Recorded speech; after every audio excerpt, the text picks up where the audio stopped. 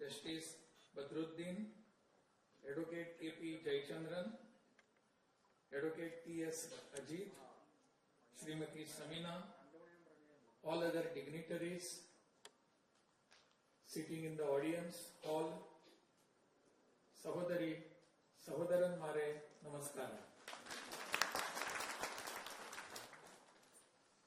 I know it is a little bit late for all of you here, and you are expecting that I should conclude within few minutes. I will not disappoint you.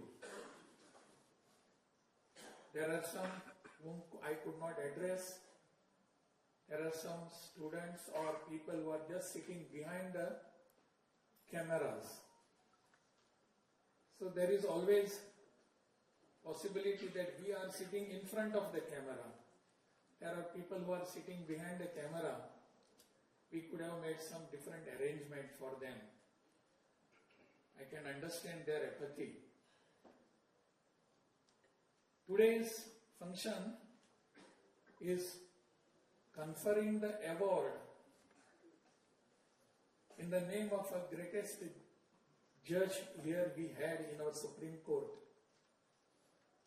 Shri Justice Krishna Iyer, and that too to a person who himself has been Chief Justice of our state, of our country, and not only Chief Justice for namesake, but who has delivered lot of justices in true sense of its name, true sense of the word justice, which are related to the public, their day-to-day life. And all these justices are being accepted by this country, by the people of this country. And that is Sri Sadashivanji.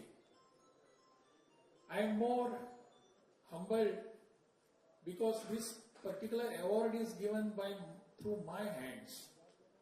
I don't understand what is the logic behind this.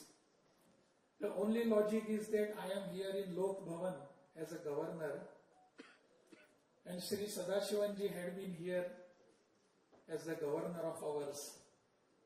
That is the only logic probably. Otherwise you must have understood all those people who are sitting here, they all are legal luminaries. And I don't understand even L of law. I am not related to it completely. So you cannot expect anything from me now. Whatever has to be said has been said by everybody. Now nothing is left. I am not referring to the government left. Nothing is left to say here.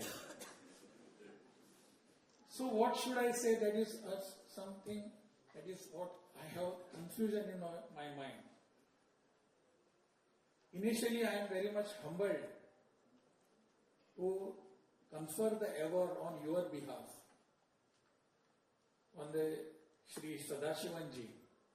We have just heard him, what he was telling us. What is his contribution towards the country, towards the people of India, towards the downtrodden people of India, towards those who are never heard. All these contributions much matter than anything else. We never knew this. We don't understand this. We know the Chief Justice is sitting there, we know the Supreme Court is there, and they are doing their day-to-day jobs. Many a times we talk adversely also about their judgments, about their proceedings, about their talks, about their remarks in the house, in the courts.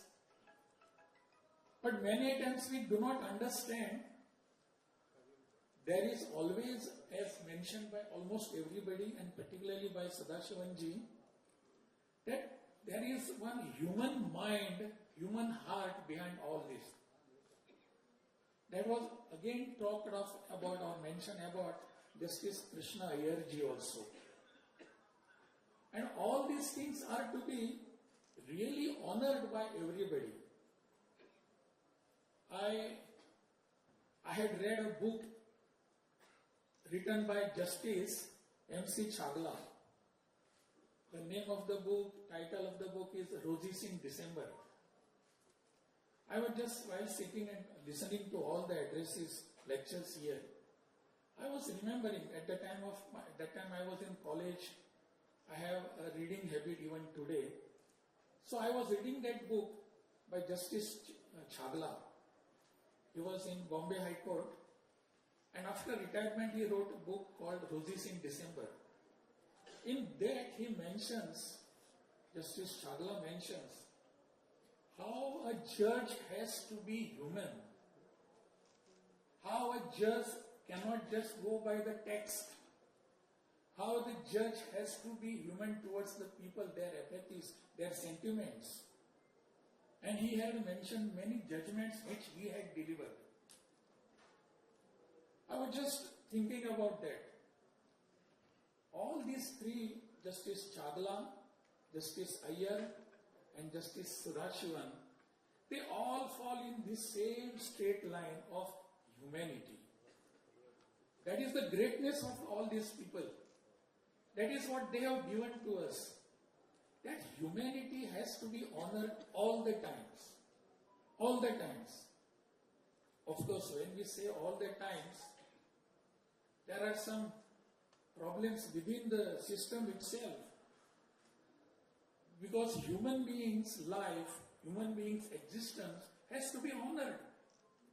But there was one more incident during the emergency in the year probably 1976 or so, when the court, Supreme Court of ours, had said, during emergency you have got no right to life even. Right to life. That is in fact a human dignity. But our courts had said, Chief Justice had said, the then Attorney General had argued that there is no life, there is no right to life. Anybody can, any police officer can come and kill you and no reason to be given. That was argued before the court.